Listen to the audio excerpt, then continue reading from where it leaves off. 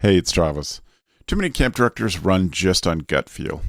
Our free Resilient Camp Blueprint Diagnostic is your dashboard for resilience. Take it today at camp.mba/Travis. Again, that's camp.mba/Travis. This is CampHacker. Come find our show notes and our blog for camp directors and leaders at camphacker.tv.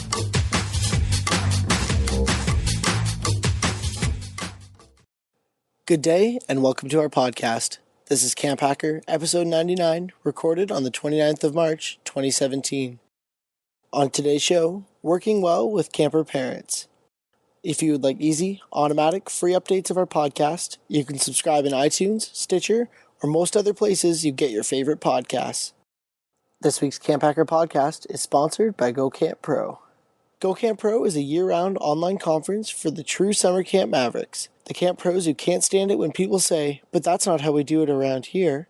Go Camp Pro is a community of year-round summer camp professionals, people who empower each other to make the big changes that camp needs so that our campers and staff will go and change the world. Make sure you sign up for the Go Camp Pro newsletter at zoic.ca/GCP-news. That's zoic.ca/GCP-news.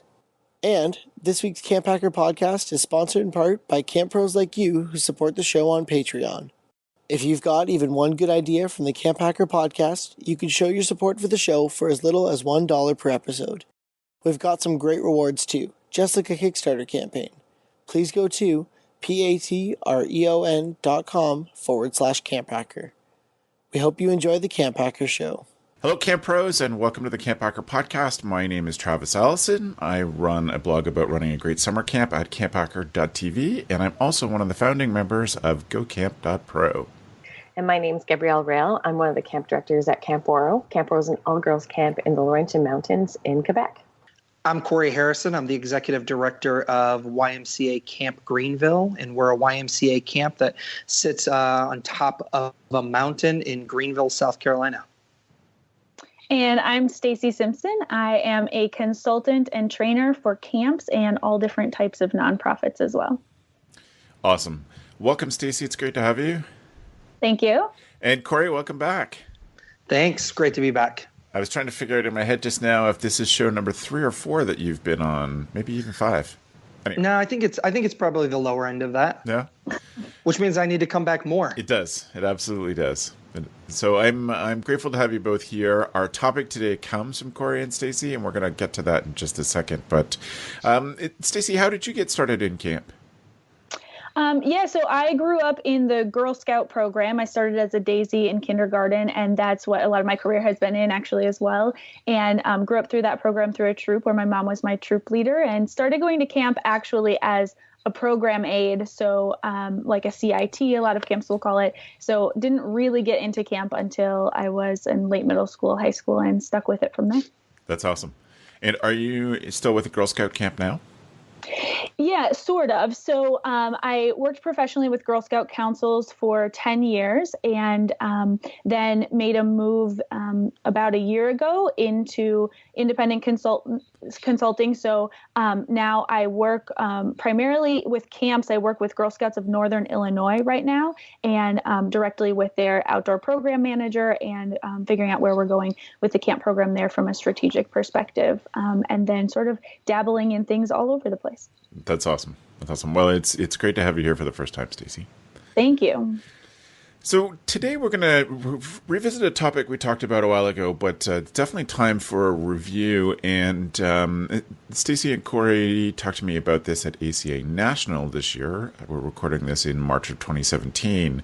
And definitely the two of them have been really thoughtful about their approach to this topic, which is how we as summer camp professionals deal with parents and what our relationship is like with them, our attitudes towards them, how we can get our staff to have great attitudes towards parents and to really, in parents' minds, become a partner in developing their kids in lots of ways. So I wonder, either of you can take this. I wonder, Stacy and Corey, what was the impetus for this? Where did this idea come from?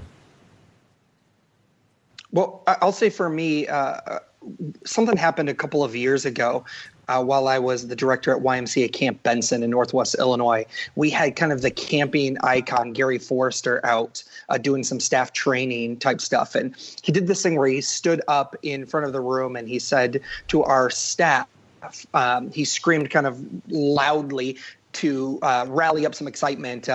Who do we work for in this? And my staff all yell out, the kids. And he goes, and what are we trying to do? And they said, have fun. And his answer to them was wrong on both accounts. And he said, the thing to remember is that you work for moms, not necessarily kids.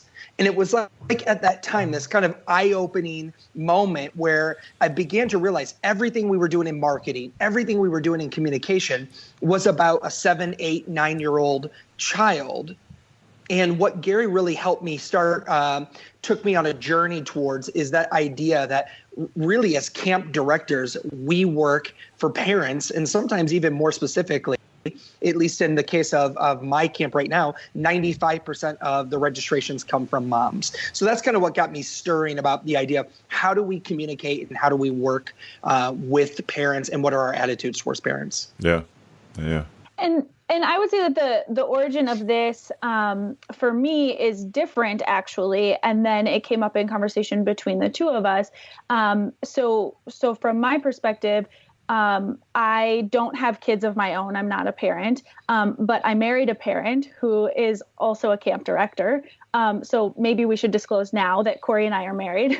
We didn't cover that in the introduction. So it was interesting for me in our relationship, and he doesn't know that I'm sharing this, so I apologize if it's too personal. But as we were getting to know each other, and I got to see Corey with his camp director hat on, and I got to see him with his parent hat on. And in some cases, those two roles were somewhat in contradiction to each other. And so I started noticing these little moments where he would say something that sounded more like how I think camp directors talk. And sometimes he would say things that sound more like how parents talk. And I realized that there's a disconnect there, and that we as camp directors can really be doing more to meet parents where they're at and to genuinely understand their needs and desires that they need for themselves and that they need for their kids, and be taking a step toward them and doing more to serve them in their role as the parent. Right. That's and I was never apologetic about that contradiction. There were so many times where I know as a camp director, I would say to parents, you just got to let your kids go. They'll be fine. Trust us. But when my 8-year-old was at camp, and even though it was my own camp with the staff I hired myself, I was still checking in at night, still peeking in the cabin, still checking with the counselors. And I would say, I don't care. I understand it's a walking contradiction, but this is my child and this is what I'm going to do. Yeah. And it's funny too, Stacey, that shift in perspective, because the same thing happened to me when I started camp directing year-round on my own, and then I brought in an old camp friend. That's the wrong way to word it. A long-term camp friend to be a co-director with me, and she had kids, and so I learned. Even though I was camp director pretty young, I learned a parent's perspective only once I co-directed with someone who had kids. It opened up my brain for some more possibilities. And I think as that co-director, eventually we dated and married, and those kids became my stepkids, I think my perspective kept changing, all that. But I think a lot of... well, I'm not going to put words in anybody's mouth. Gab, I wonder at Woro what the conversation is like around staff and their relationship with parents. I think our number one goal when we're talking about on the service end, when we're talking about our clients, is that our clients feel like we've thought of everything. So there's never this like, oh, my child doesn't have a raincoat. Oh, no worries. We have that taken care of. But it really starts with the expectations at the very beginning. It starts with that phone call when they call camp, or how we reach out to them. All first year families get what we call a staggered email. So it's 5 different newsletters that describe parts of camp so that they have an understanding of what camp is, and it gives them tools to talk to their kids about. Yeah. But really, when it comes to our staff and talking to families, it's really about validating feelings. I like what Corey said about, it's mom's our client, and anxiety is a very natural and caring way of experiencing letting your child go. And so the number one thing that we tell our staff is to basically validate their feelings. That sounds actually upsetting. I'm sorry you feel this way. Is there anything that would you like to talk about so that I can understand your child better? And really, really try to make sure that there is no don't worry in the conversation, because that doesn't make anybody feel better. It's like telling somebody to calm down. It just seems to, for some reason, not really work very well. So validating feelings is extremely important. And, I've mentioned this before, but making sure that staff members everybody has a notebook on opening day. And no matter what, you write down any questions. Even if you're answering the questions of parents, you write them down. And just parents seeing that you're taking note physically, puts them at ease. But we really want them to feel like we've thought of everything. And if we haven't, then we'll address it. Right.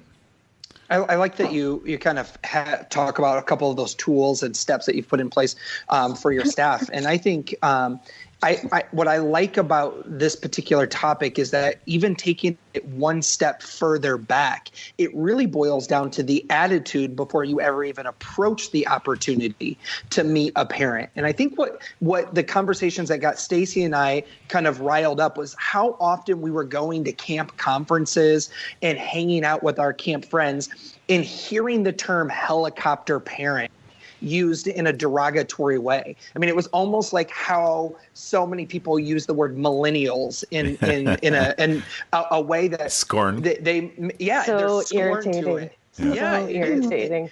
And so when we started talking about and hearing people use this term helicopter parents or overprotective parents, or talk about how it was their camp, how like one example I heard was a camp tell me they stopped letting their kids get mail from parents because parents need to learn to separate from their kids. And, it just, for me, and I don't want to speak for Stacey, but it just made me cringe a little bit, realizing that maybe we're approaching it with these parents with the wrong attitude.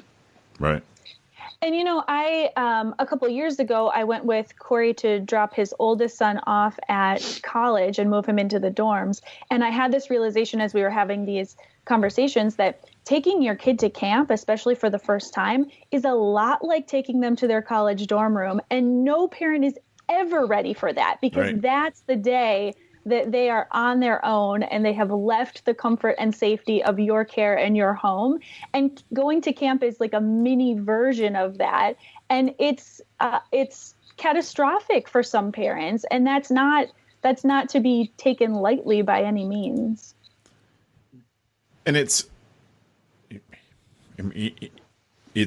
like a mini version of dropping them off at college, because the time period isn't as long, but the children are so much younger that it's, that's such a big part of the empathy that we have to show, is that what a hard thing they do. We used to do this, an exercise I got from Beth and done it a number of times, and I've done a couple of different sessions called Partnering with Parents at conferences.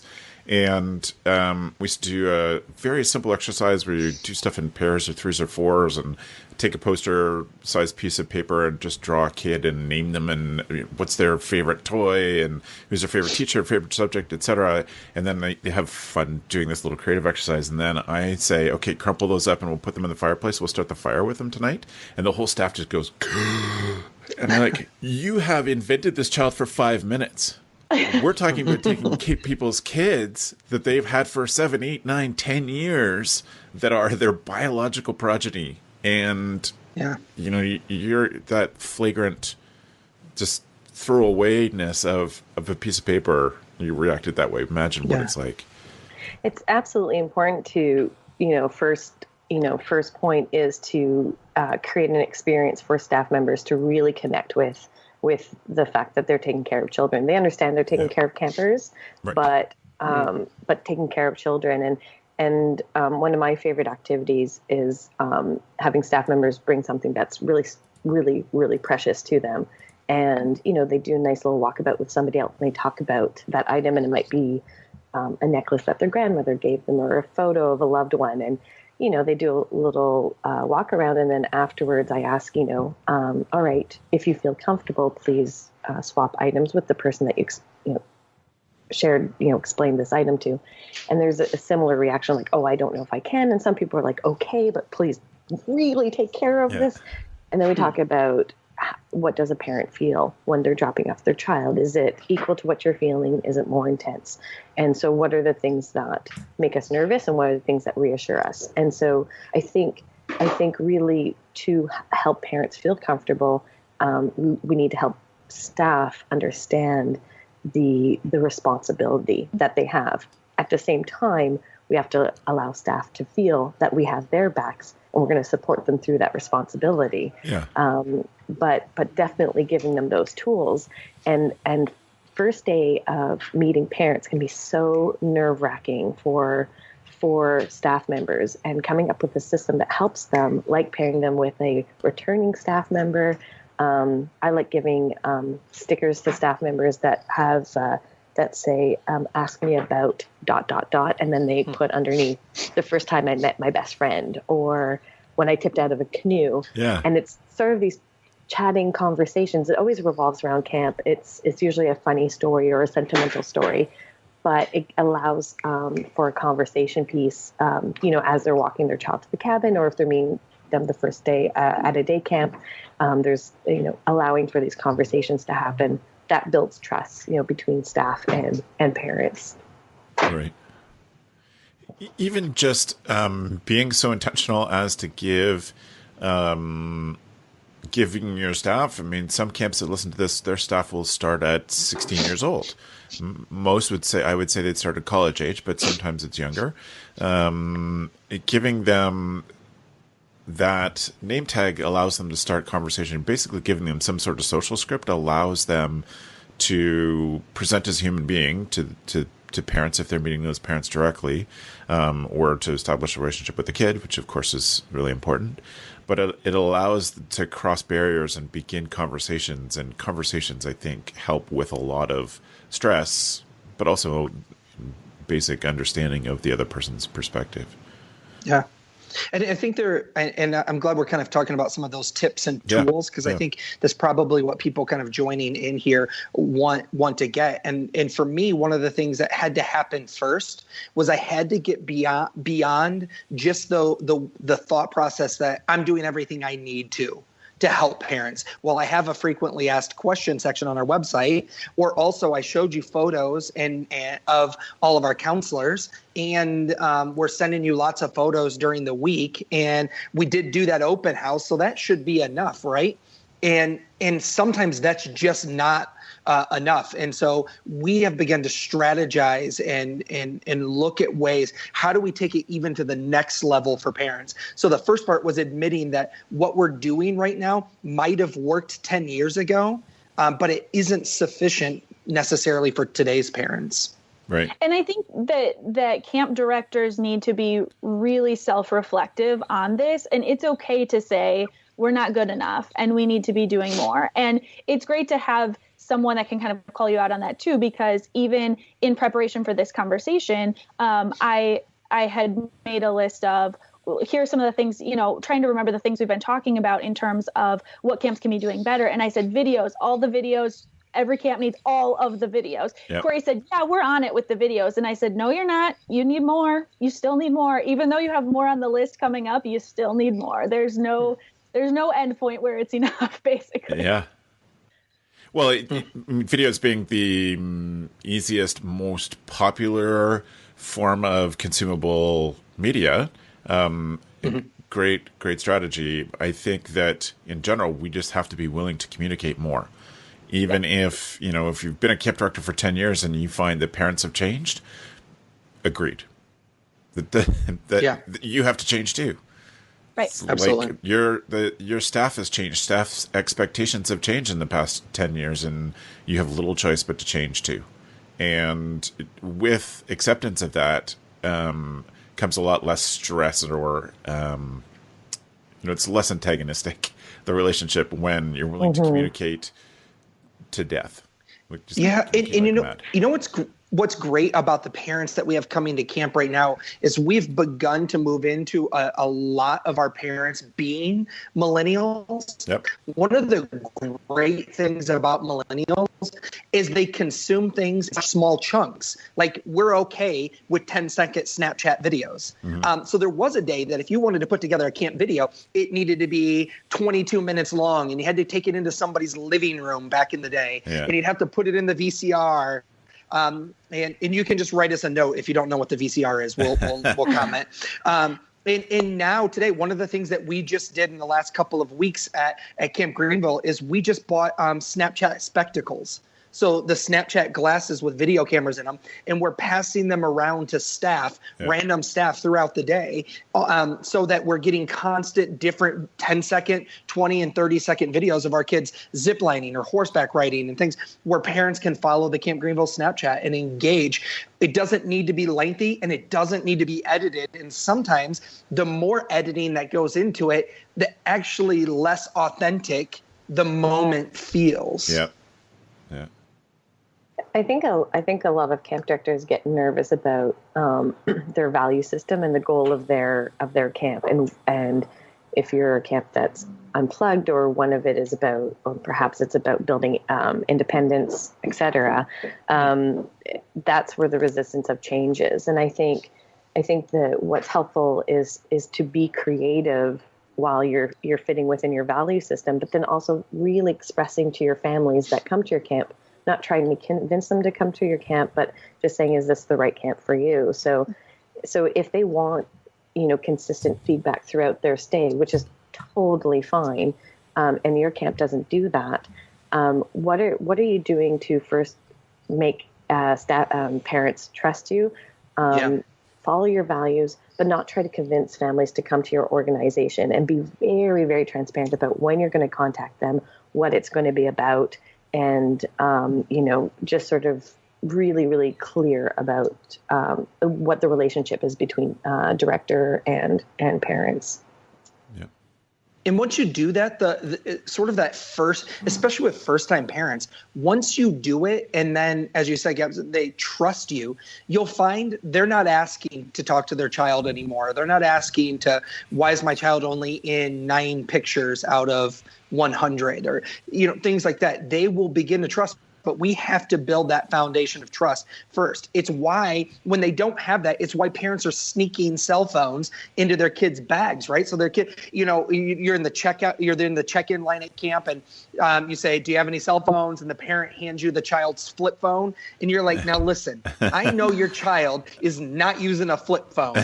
There's an iPhone shoved in a bag somewhere, right? And so they do that. The parents are engaged in that kind of deception. Camp directors haven't always found the way to over-communicate the information to them, to answer all of those questions. And I think once you do that, you'll find that there's more trust built with the parents, and that leads to less deception happening like that, and less of that constant phone calls, constant emails. Can you check on my child? Can you check on my child's stuff? Yeah. One thing that camps have been around for a while, let's say 7 to 10 years or more, have not changed the communication between sign up and arrival, and it's always been a bee in my bonnet that we basically go to town to court people to get them to sign up for camp, and then we thank them for their money, and then the week before they arrive, we send them a packing list. It's like that whole space in between signing up and arrival, you have to continue to build trust, and that allows you, if you're doing this, and just communicate, answer questions, be available, build relationships, all of the things that camp people are good at, between sign up and the day the kid comes to camp, then you can educate people. Like Gab just said, and Corey reinforced, you educate, these are our values. We're not a camp where kids have their cell phones all the time and can communicate all the time. But we're like, that before your kid arrives, you can get comfortable with us, get comfortable with our staff, et cetera, and make that work because you've really over communicated.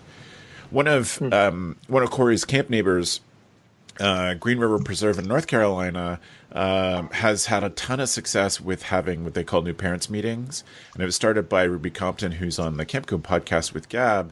Ruby would do a free, open, online, she did it with Google Hangouts, just a video conversation like we're doing.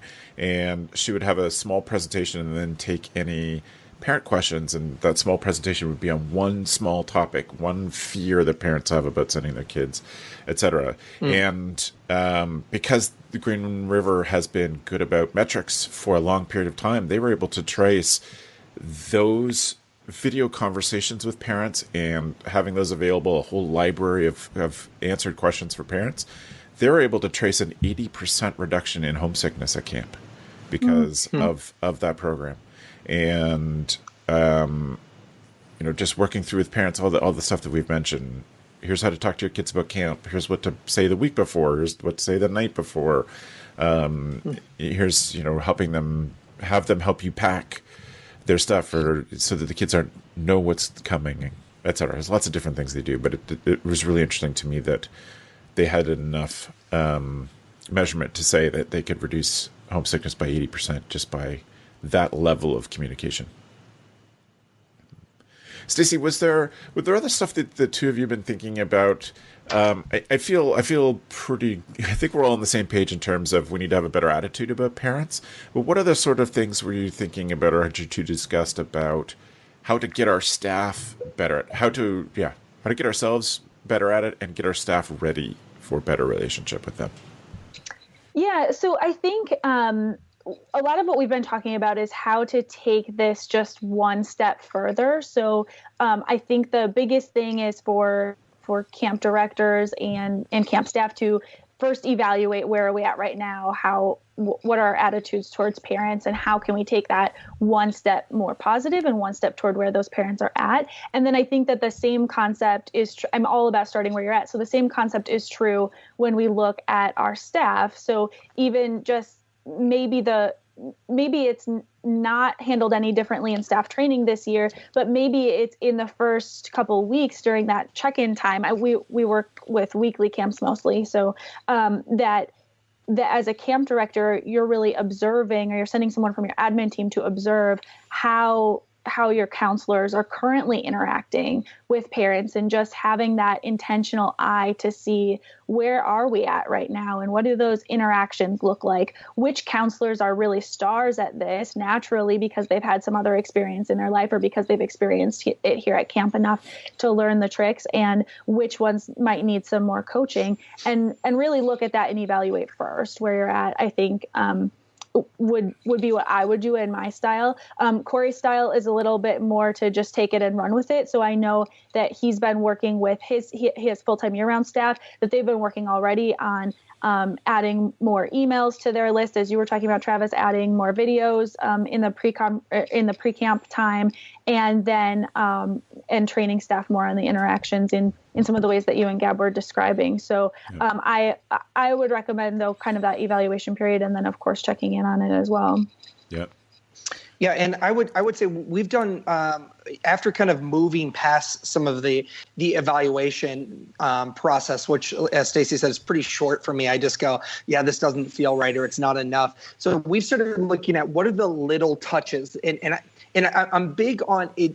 With parents, it doesn't need to be a production. It doesn't need to be huge. So we've started implementing a number of little things to really help our parents feel as comfortable and so that we can be as trustworthy as possible to the parents. So it starts with a lot of those. We email literally on a weekly or twice a week basis.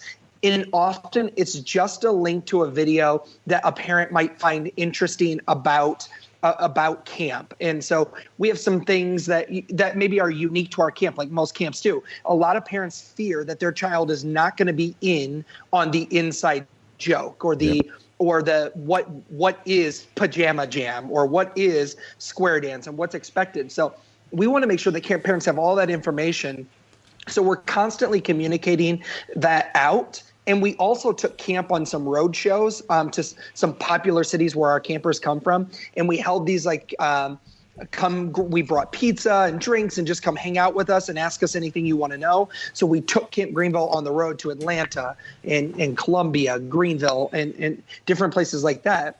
So there's all that pre stuff that we've evaluated. But even on a daily basis during that check-in process, we've now required every one of our staff members to have a LinkedIn profile.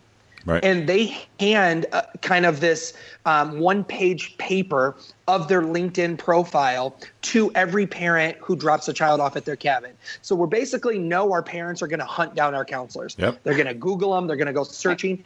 We actually want to direct that search to their business professional page versus parents Googling, finding an open Facebook, finding the pictures from that one party in college and things like that. So, it's all about those little touches. We've added some new parent meetings during the check-in process. So at each half-hour block of check-in, you can just gather together with the summer camp director and just ask any extra questions that you had that you didn't want to ask during checkout or maybe forgot to ask after you've dropped your child off. And it's just for parents. And we're an hour drive, as you know, Travis, up a mountain. And so we've even, Stacy and I have even chatted a little bit about the idea of placing a staff member at this little ice cream shop that's about 40 minutes away from camp on the way back to Greenville with just this parent, with either a parent or a staff member there to say, hey, listen, as you're driving down and you're beginning to feel separation anxiety, stop at this ice cream shop and we have a staff member there who would love just to kind of talk to you, help answer any additional questions, reassuring. So it's like Stacy said, it's about how do we go one step further with everything. Right. And as we've brainstormed about that concept, that I call that the parent support stop, that it could be a staff member, as Corey mentioned, but ideally in my mind, it's an experienced camp parent who has been in that parent's shoes and can speak to their child's experience and their experience as a parent and really give support that has an extra layer of trust and credibility behind it, because it's not a staff member telling you what you want to hear. You know that it's another parent who has been in your shoes and can give you that feedback. Yeah. So I think that's a concept that we're still toying around with and seeing how Corey might be able to implement at that camp. And I would love to see other camps implement it too, because that first half an hour of that drive home is probably, I imagine, difficult for a lot of parents, especially first-time parents. Yeah, absolutely. So. And then one other thing that we do, Trevor, so I'm the first person a parent meets when they get out of their car up in the athletic field. I think a lot of camps do that. Yes. But the first thing I do, with shaking the hands of the camper and of the parent, is I hand the parent my business card that has my cell phone number on it. And I say, here's my cell phone number. Throughout the week, if you have any questions, call me. 99% of parents never call. Right. But it's almost like there's a comfort in having that phone number in their pocket. They know they can if they need to. And I think that's been a huge thing. Just parents knowing that they can call has been helpful in comforting and dealing with that anxiety. Right. And I will say, I want to give Corey props, because that piece right there is the biggest thing that I learned from him when I was a camp director. So I was a camp director when we started dating, and on our first date, his phone was out on the table, it rang, and he excused himself to take the call. Our first date. Yeah. And he came back to the table and sat down and he said, I'm sorry, I thought it might have been a camp parent, and that's the most important call that I can take. Yeah. And that right there was like, boom, my mind started exploding with these concepts even then, because not being a parent and being pretty early in my career as a camp director at that time, that was huge to me, just to hear someone feel so genuinely that that truly is the most important phone call that you can take on your phone. Because a lot of times as camp directors, we're busy with 1,000 things happening at once. We all know that. That's obvious. So then the phone is ringing and the walkie-talkie is going and whatever. Yeah. And so to be able to stop the world to validate that parent's feelings and answer the questions that they have in that moment is huge. Right. So, Gab, I've been watching you sketch down ideas. Is there stuff that's coming up for you based on some of the things you've heard? Yeah. I mean, I always joke that these podcasts are just for me because I feel like it's so many great ideas. Yeah.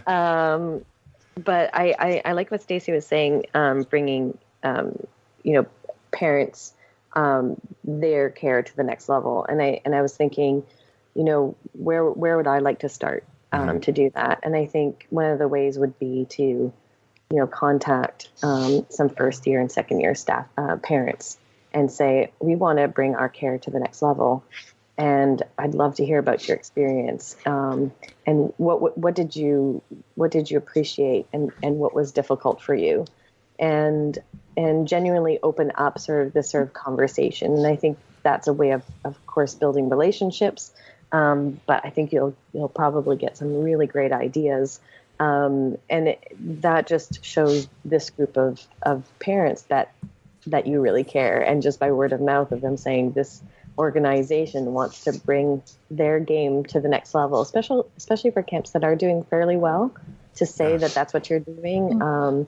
I find that to be really important, that organizations don't rest on their, success and say, we can do better and we'd love to hear from you. So, for me, all of these are amazing. I mean, the parent support stop is it's such a cool idea. And I was just thinking of what people I would have, but I love the idea of having returning families to be there to help host as one of those groups of people to say welcome. I think is wonderful. Right.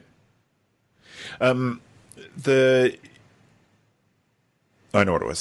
Something that you've all said that reminds me of one thing that I work through with my clients.